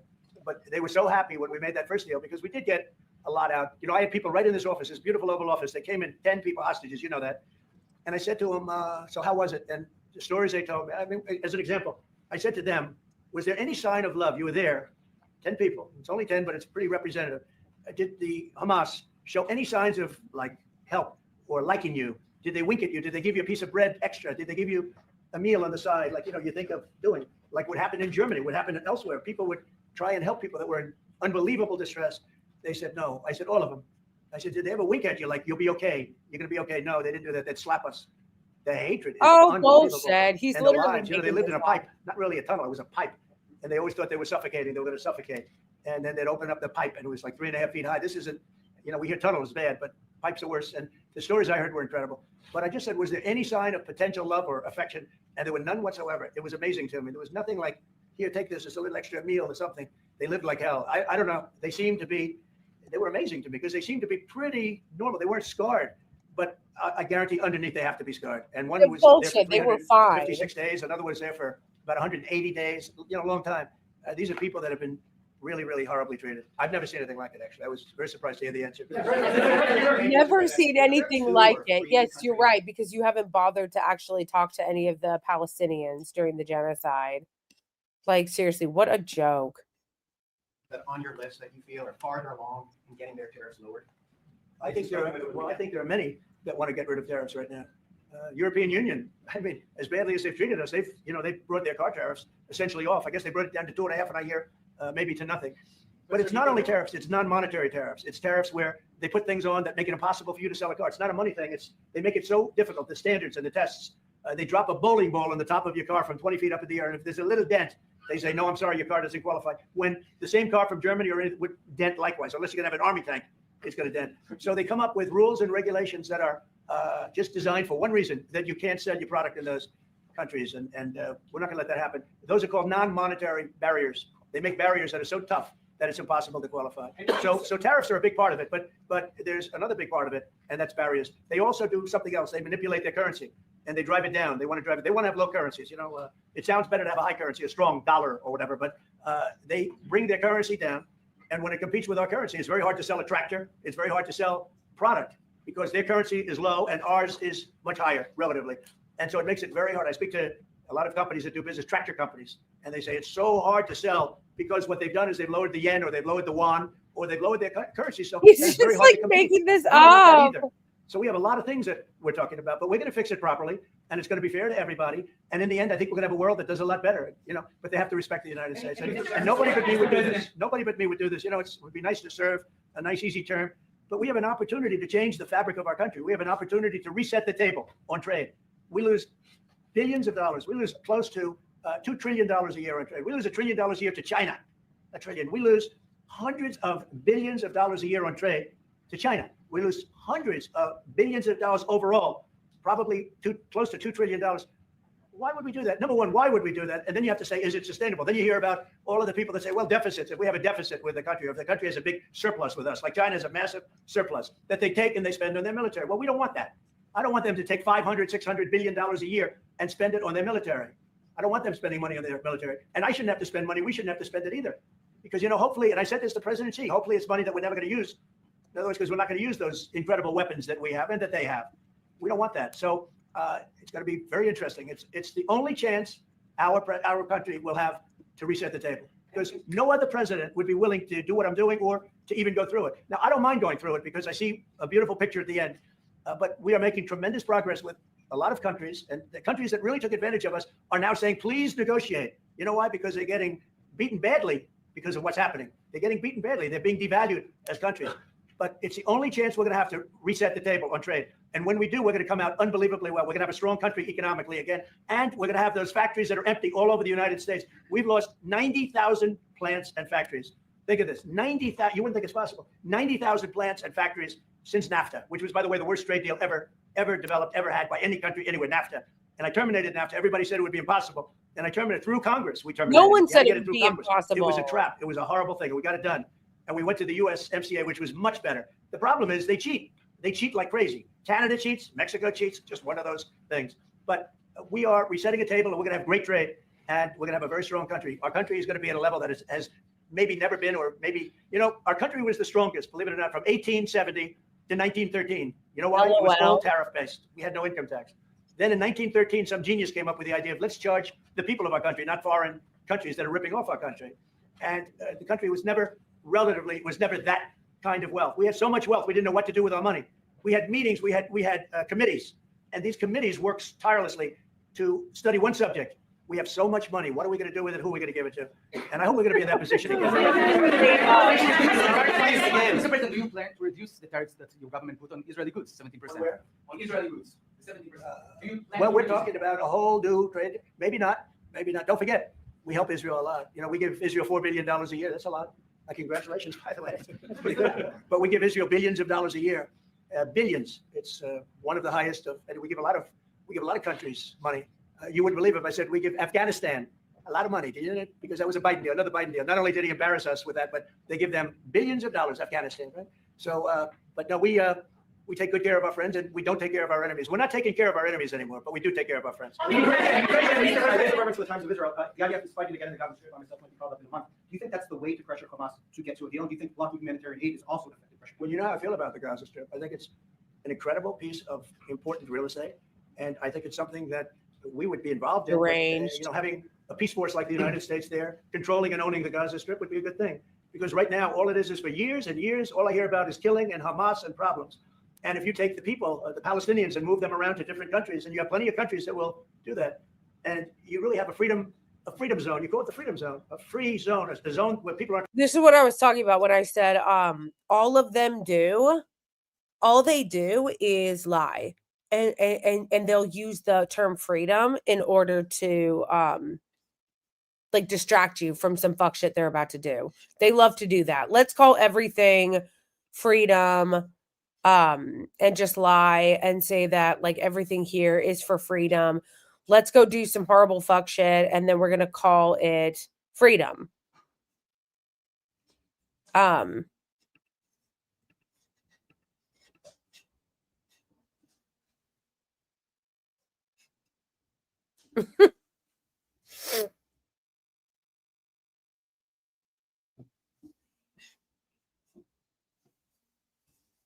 They do that every time. Every time they want to do something really, really horrible, they'll go, it's about freedom. This is about freedom. This is about empowering us to have freedom.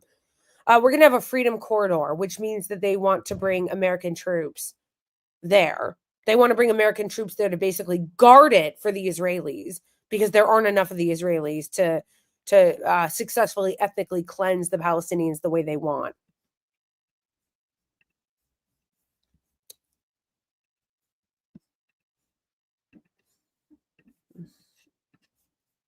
Going to be killed every day. That's a hell of a place. It's what I call it, a great location that nobody wants to live in because they really don't. And they had good living, real living where Hamas and all of the problems they have. The level of death on the Gaza Strip is just incredible. And I've said it. I don't understand why Israel ever gave it up. Israel owned it. It wasn't this man, so I can say it. He wouldn't have given it up. I know it very well. There's no way.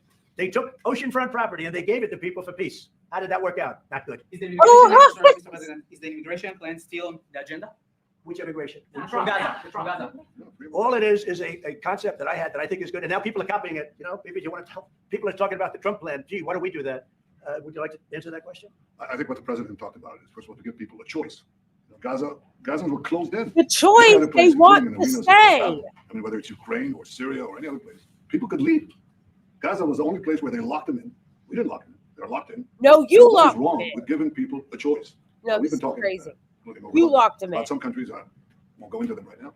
They're saying, if Gazans want to leave, we want to take them in. And I think this is the right thing to do. If you give, it's going to take years to rebuild Gaza. In the meantime, people can have an option. The president has a vision. Countries are responding to that vision. We're working on it. I hope we'll have good news for you. I will say people really do love that vision. It's a long-term vision, but so importantly is to have that be a safe field. Because you're right smack in the middle of the Middle East. You're right along Israel. It should have never, ever been given away. It shouldn't have been given away by Israel. I don't know why they did it. I mean, I do know why, because they were promised peace, but that didn't work out too well because it's one of the most dangerous pieces of land anywhere in the world. Gaza is one of the most dangerous places in the world. So they gave it away for a good intention, and it didn't work out that way. They didn't give it away. They like my concept, but there are other concepts that I like too. And there's some concepts I don't like. You know what I don't like? The way it is now. They don't they didn't give them back anything. It's theirs. It was theirs. You stole it from them. I mean, it's such insane lies. It's such insane lies. Yeah, it was given to Israel. They stole it from the Palestinians and gave it to Israel. What do you mean gave it to them? Insane. Because right now it's a dangerous death trap, Gaza. Yeah. Yeah, you don't say. A little bit about your potential meeting with Vladimir Putin. Do you still plan to meet with him? Could that happen in Saudi Arabia? And maybe you could elaborate as well a little bit on not providing tariffs on Russia, sir. So the reason we're not talking about tariffs with Russia is because we're not doing business essentially with Russia because they're in a war. And I'm not happy about what's going on with the bombing. They're bombing like crazy right now. They're bombing. I don't know what's happening there. That's not a good situation. So we're meeting with Russia. We're meeting with Ukraine. And we're getting sort of close. But I'm not happy with all the bombing that's going on the last week or so. Horrible. It's a horrible thing. It's a horrible thing.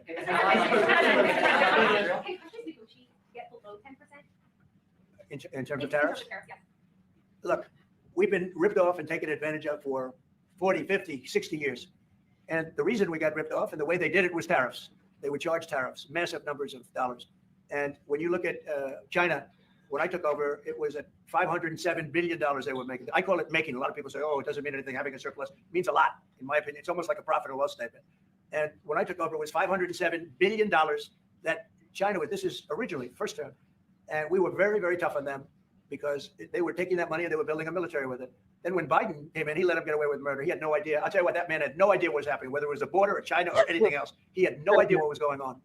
And they went wild. China went wild. And the money they make is ridiculous, okay? It's just not going to happen. And hopefully we'll get along with China. If we do, that's great. And if we don't, that's okay too.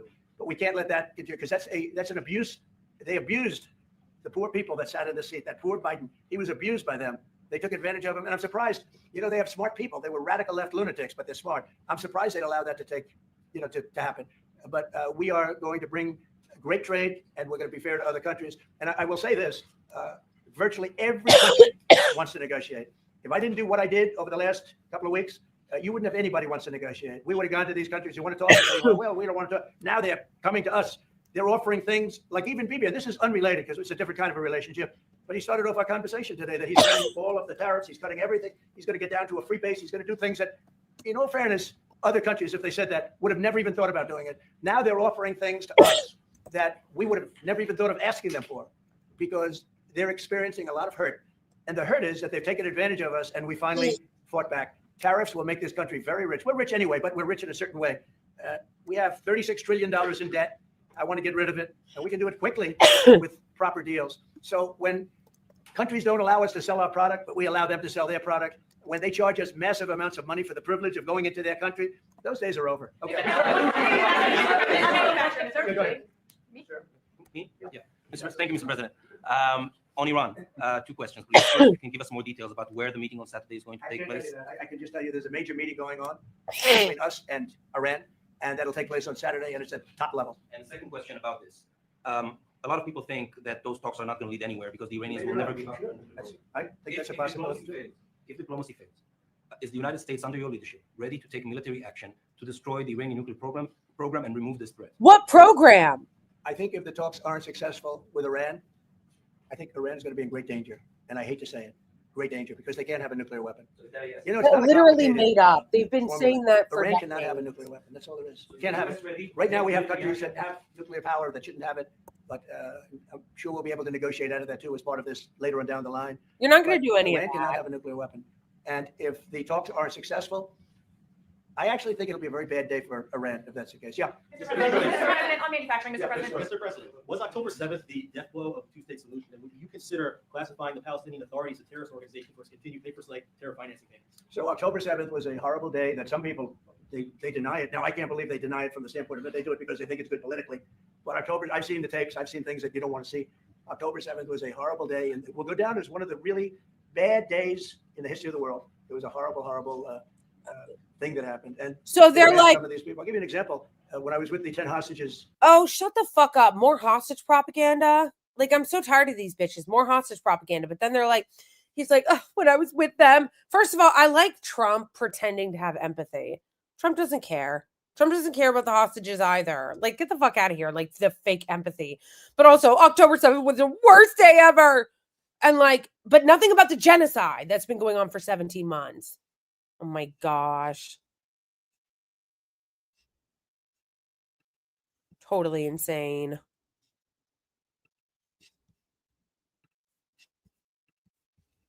A few weeks ago. I said, so how many are there? 59. I said, oh, so 59, so we can get 59. They sort of knew the territory pretty good. And I said, how are they doing? They said, well, only 24 are living, the rest are dead. And these are young people largely. Young people don't die. You know, young people have an amazing ability to live. They can live through horrible things. But Well, maybe you should ask. When they said that 24 are living and the rest. Well, maybe you should ask the guy sitting next to you why he keeps bombing them then.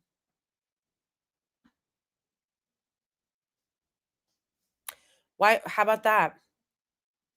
How about you ask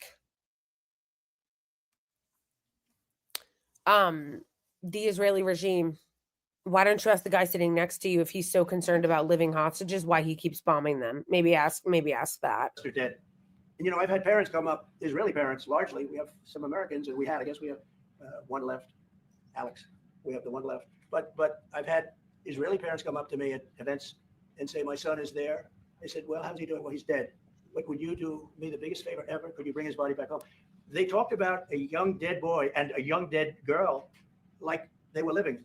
And that could have something to do with religion. That could have something to do with, I guess, maybe any parent would be, but I was surprised. They said, sir, my son is dead.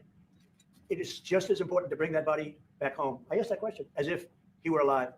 So you have a lot of them dead. Everybody feels that way. But it's a horrible thing that's happened. These are largely young people. Some old ones too, frankly. And those people have lived in hell. When they came off, the second group that came out, they look like they just got out of a concentration camp. They look exactly like the pictures that I'd see from the 1940s, the concentration camps.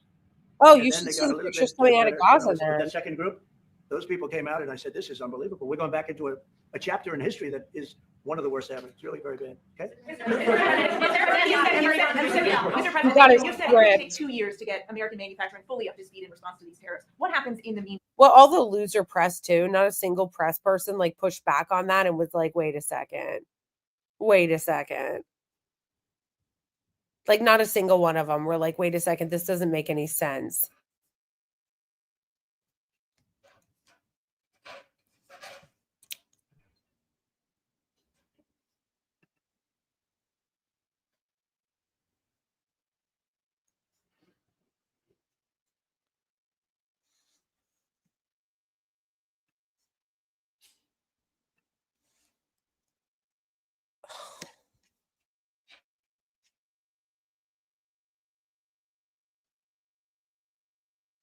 Like, notice that like not a single one of them were like, hey guys, not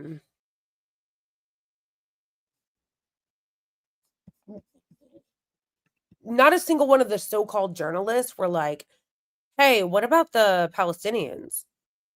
Like, I've never seen anything like it. What about, have you checked in on them? Have you asked about them? Notice also how none of them ask about the Palestinian American that was killed in the occupied West Bank by the IOF. No questions about this is what I mean. Our press is garbage. Our press is garbage because if there was a decent person in that room, one of them would have asked him, why haven't you said anything about the Palestinian American who was killed in the occupied West Bank? Yes, the 14-year-old. Should Americans be prepared potentially for years? I'll tell you what happens. We have now $7 trillion. Think of this, $7 trillion of commitments from companies wanting to go in, from Apple to many companies. Many from Taiwan. What? It takes time. Of course it takes time. Well, are you asking me a question or are you telling me? Yeah, it takes time. You know, you got to build a thing called a factory. You have to build your energy. You have to do a lot of things. I'm giving them energy. You know, we're going to let them build their own power plants. They'll be their own. Essentially, they're going to be in charge of the power plant because our power is not reliable enough. You have a grid that's old and susceptible to a lot of things, including bombing and weather and a lot of other things. And we're going to give them record timing in terms of approvals of electric plants. Most of them want to build electric plants. We need massive amounts of electricity if we're going to compete with China and others. And interestingly, we're way ahead right now in the AI race with China. No, you're the way not. we lose that race is if we can't give them electric. We're not. We have more plants being built. We have everything. We're doing so great. And we want to keep it that way. And tariffs will be an important part of it. But one of the other things, Lee Zeldin's doing a fantastic job, head of environmental protection. And he's doing very rapid approvals for people to get, for big companies that are going to build a plant that's going to cost billions of dollars. And we're going to get them their approvals. They have to be environmentally perfect, everything good, but they're going to be in record time, a matter of months versus a matter of many years. Lisa Rosowski from Haaretz. Turkey claims it will stabilize the situation in Syria. Turkey? Yeah. Israel doesn't want Turkey to influence it in Syria. What do you think? Do you think Turkey's influence in Syria can actually make it a better, more peaceful country, or vice versa? Well, I have great relations with a man named Erdogan. Have you heard of him? And I happen to like him, and he likes me, and I know the press will get very angry. He likes Erdogan, but I do, and he likes me, and we've never had a problem, and we've gone through a lot. I We've like never had a him and problem. he We always likes got- me. as you remember, we got our minister back from Turkey. You remember that? And this was a big deal at the time, and we got him back. And I told the prime minister, I said, just maybe if you have a problem with Turkey, I really think I'm going to be able to work it out. I have a very, very good relationship with Turkey and with their leader. And I think we'll be able to work it out. So I hope that's not going to be a problem. I don't think it will be a problem. Now, with that being said, I believe it was Turkey. And I said that to him. I said it. I said, congratulations. You've done what nobody's been able to do in 2,000 years. You've taken over Syria with different names, but same thing. I said, you've taken it over. He's taken it over through surrogates. He goes, no, it was not me. I said, it was you, but that's okay. You don't have to say, well, sort of maybe it was me. Okay. Look, what he did, he's a tough guy. He's very smart. And he did something that nobody was able to do. You got to hand it to him. Any problem that you have with Turkey, I think I can solve. I mean, as long as you're reasonable. You have to be reasonable. We have to be reasonable. Thank you very much, everybody. I think that Trump, the best thing that could happen, yes, that is BB's bitch. Yes. I think that the best thing that could happen, honestly, is that Trump needs to meet the leader of Iran, because then he'd be like, I like him and he likes me.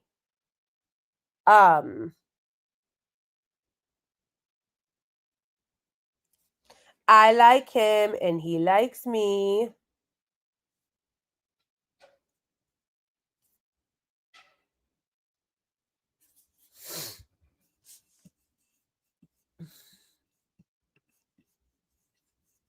Wow, that was embarrassing.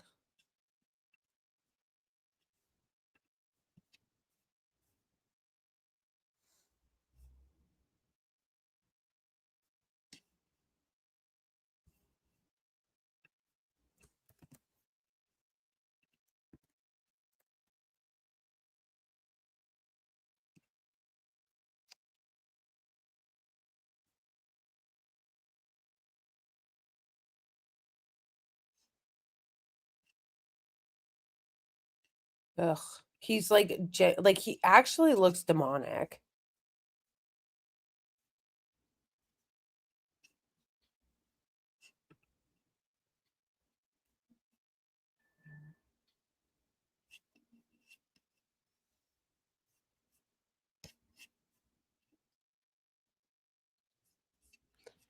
Yeah, but did you say twank you? But did you say twank you?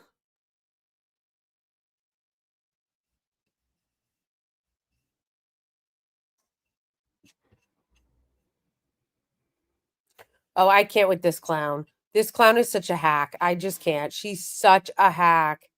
I'm not sure if there is a bigger hack right now than Batya Ungar Sargon.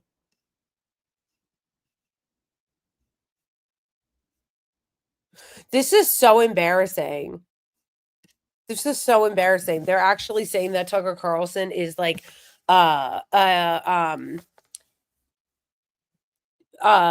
because he said we shouldn't go to war with Iran. This is what they're saying now, that he's funded by Qatar and he hates the Israeli regime because he said we shouldn't go to war with Iran. That's really stupid.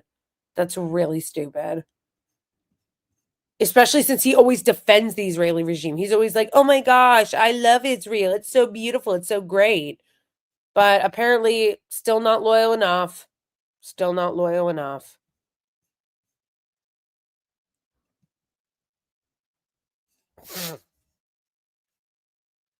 Wow, how embarrassing.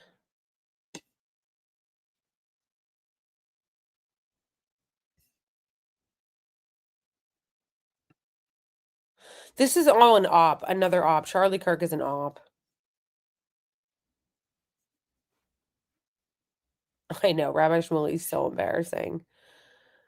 I know! I know.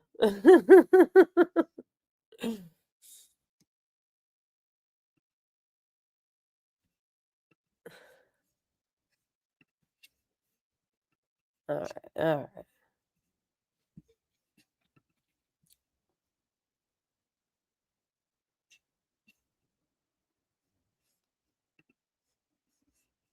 Okay.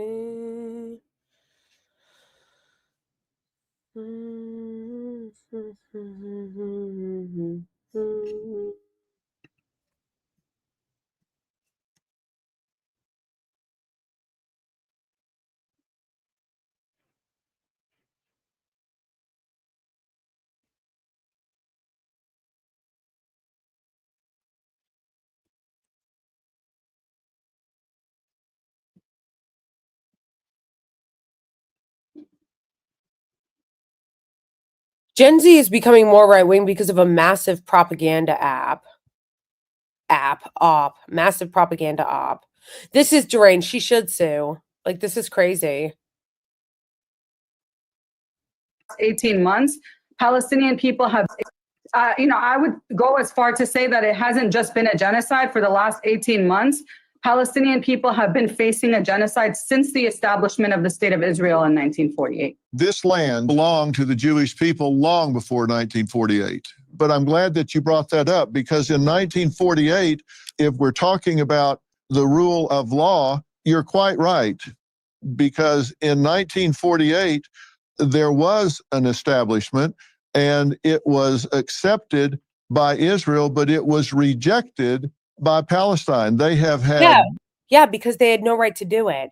I like how he thinks that he's owning her. He's like, okay, there was an establishment of the State of Israel in 1948, and you're quite right about that, put glasses on, but it was accepted by Israel, not accepted by Palestine, gotcha. Except that's not a gotcha, because it was illegally established. Like, they had no right to be there and establish it in the first place.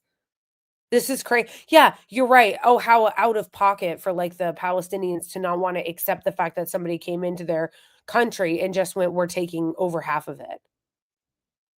Like, yeah, somebody came into their country and just said, we're taking over half of it. And they were supposed to accept that?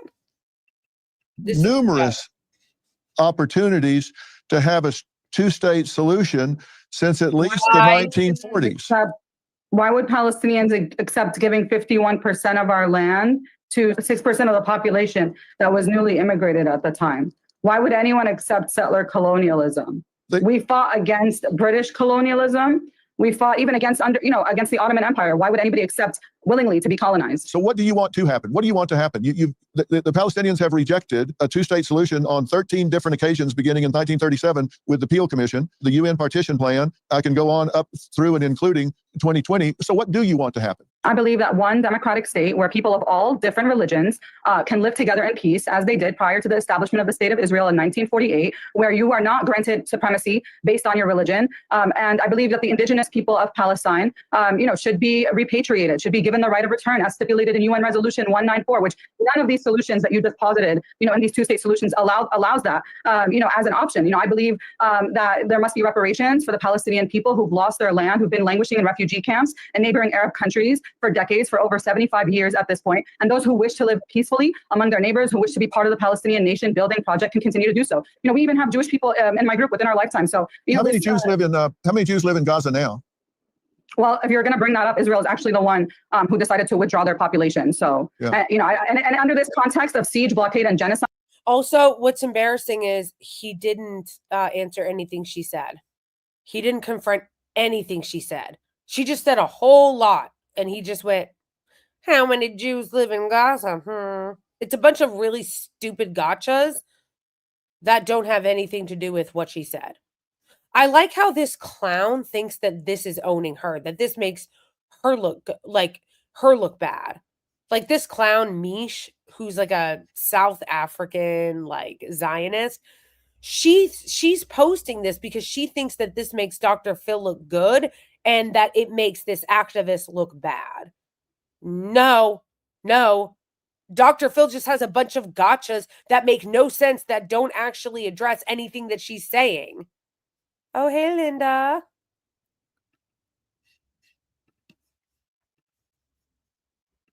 This is just a silly argument to bring up to begin with. You cannot have peace without justice. Okay, and Jews have lived in the land for over 3,000 years despite conquest and exiles. Modern Israel is legally recognized. It's the San Marino Conference, the UN international treaties. They've never abandoned their claim to the land, ever. And there's no independent Palestinian state ever existed before Israel. There was never a Palestinian state ever before Israel, ever. Okay, well, Ireland and Italy also didn't exist up until like the 20th century. The concept of nation states is fairly new. Palestinian people existed. And yes, you know, the people in that. I love how he is defending the establishment of Israel by saying Jews always lived there. And then turns around and goes, oh, well, Palestinians, the state never existed 200, 300 years ago. Yeah, the concept of a nation state is a more modern thing, number one. And number two, I like how he's like, okay, so when you want to defend the state of Israel, you go, oh, but Jews were always there. But when you want to undermine the existence of the Palestinian state, you go, oh, well, I mean, technically it wasn't a nation state back when it was being occupied by the British or the Turks. Region, there were Jewish people, Christian people. Palestine is a land of, you know, the Abrahamic religions. A lot of those Jewish people actually converted to Islam. If you look at the genealogy of a lot of Palestinians. Are you saying that Israel is an apartheid state? Because genetic testing is actually illegal in Israel. Are you saying that Israel is an apartheid state? Yes. Israel's beyond an apartheid state. It's a settler colonial genocidal state. Really? Then why are there equal rights for Arab citizens in Israel?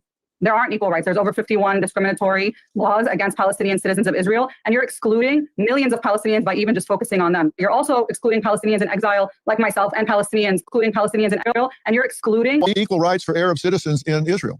There aren't equal rights. There's over 51 discriminatory laws against Palestinian citizens of Israel, and you're excluding millions of Palestinians by even just focusing on them. You're also excluding Palestinians in exile, like myself, and Palestinians who are in refugee camps scattered across the world in exile, unable to exercise their right of return. If it's an apartheid state, how are 1.8 million Arab citizens living in Israel? It's 20% of the population. They have full rights. They vote, they work, they run for office, they own property.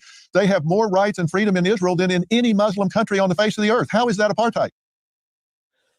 I wanted to see her answer because, yeah, that's bullshit. There are a bunch of lies.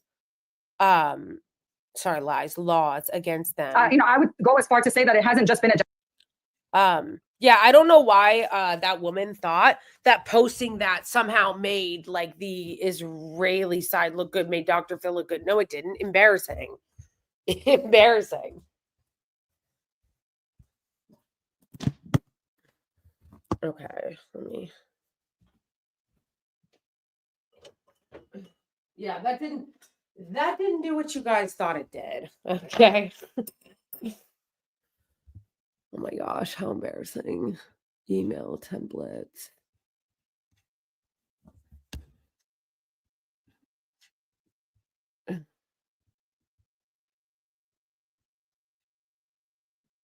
True. That's true. That's true.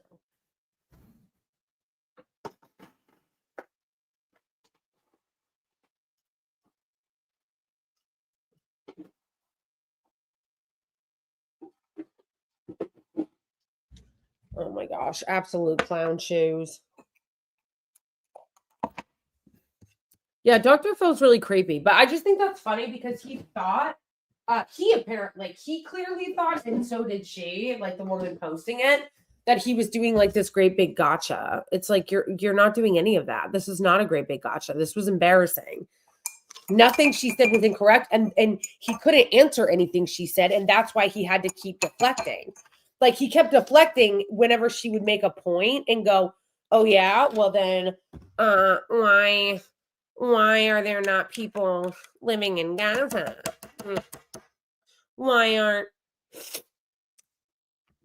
aren't there Jewish people living in Gaza then? Like, it was all just like deflection. Oh, shoot.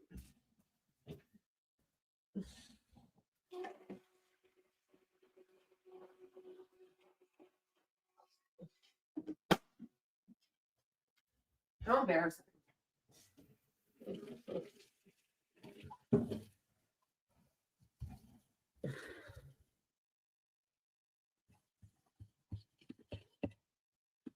All right, let me see if I can.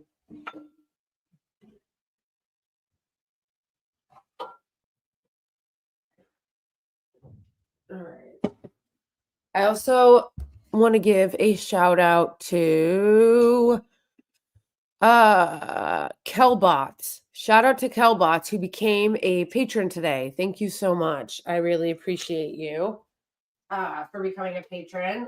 You guys are the best and help make it so that I can do this.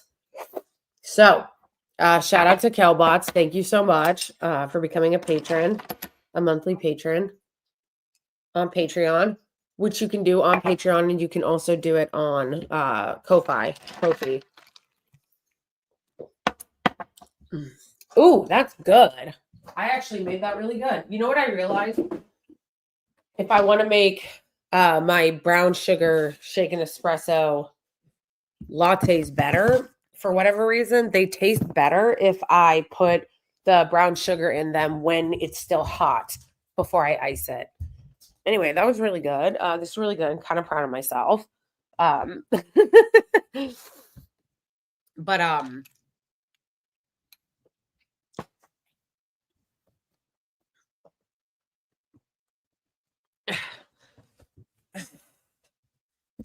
anyway, yeah, so shout out to that person for becoming a patron. Thank you. You can support my channel by becoming a patron. And also a member of Ko-fi, monthly member, just to support my channel. And if you want to support my work in a way that doesn't go through a platform, you can just donate to me on either Cash App or Venmo. And also, what was I going to say? Oh, yeah, that's what I was going to say. If I am going to start using a second YouTube account while I continue to fight for my other account. So I am going to continue to fight for my other account.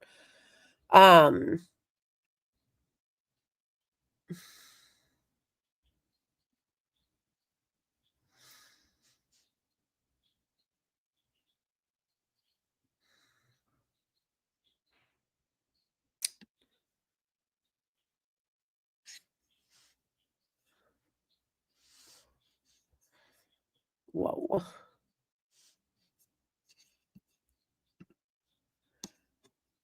But anyway, I'm going to continue to fight for that account, but I'm going to start posting some of my, like, what do you call it? Either my lives or my TikTok videos on another account, because I want to have two anyway.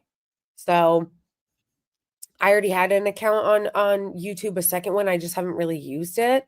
So I'm going to start using that. So definitely please sub to that if you're not already. Oh, wait. You know what? I'll put it in the Discord. I don't want to put it now because I might change the name. Anyway, though, I'll put in the Discord. If you guys aren't in the Discord, definitely join the Discord. I'm going to wrap up the stream here today just because I have a lot of appointments that I still have to make. You guys don't even know how crazy it is. This is so crazy. I've got to go to 4 different dentists. Okay? That's how crazy this is. 4 different dentists. I had to go to an ortho yesterday to figure out if they would need to move a tooth before they could do my implant. Then I also had to go to an endodontist. Then they told me I have to go to an oral surgeon about my wisdom teeth. And then they also told me I had to see a TMJ specialist. So I've got to go to 4 different dentists. It's so exhausting, you guys. It's so exhausting. It's like stressful. Yeah. Oh, and that doesn't count the fact that I had to go to a separate dentist for my crown that broke. All you guys know about that. My crown that broke, the separate dentist that I had to go to for that. Oh my gosh. Anyway, though, I have a lot of appointments that I have to make. And yes, I love this because I want you guys to also be in community with each other. So that's why I love the Discord, because I don't want you just being in community with me, which I do, but I also want you being in community with each other. So yeah, follow each other, join the Discord, talk, hang out, all that kind of stuff. I think it's important that we build this community together and support each other. Because shit's gonna continue to be like this. You know what I mean? Shit's gonna continue to go downhill, bros. Anyway, so yeah. If I'll keep you guys posted on that, definitely join the Discord. And if you want to also follow me on all the other socials, it's in my link tree. And I'll add the other YouTube channel once I actually fix the thing on it, the name. Anyway, though, I'm going to wrap this up for today. I will see you on Thursday. Thursday will be a longer stream. Thursday we'll do Rumble on the second hour. This was going to be this one, but yeah, I'm not going to be able to have time today, but I'll see you guys on Thursday. I love you all. Free Palestine. And don't stop searching for the truth. Okay. And look out for each other. I love you all. I'll see you on Thursday at 2:30. Yes. Beautiful ending.